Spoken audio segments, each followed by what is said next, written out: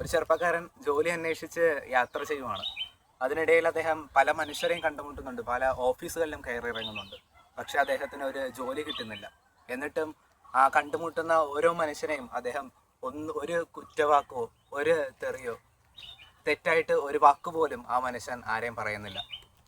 അങ്ങനെ പോകുന്ന ഒരവസ്ഥയിലാണ് അദ്ദേഹം പുറത്തേക്ക് ഇറങ്ങി നോക്കിയപ്പോൾ ഒരു ഭിക്ഷക്കാരൻ ഇരിക്കുന്ന കണ്ടത്.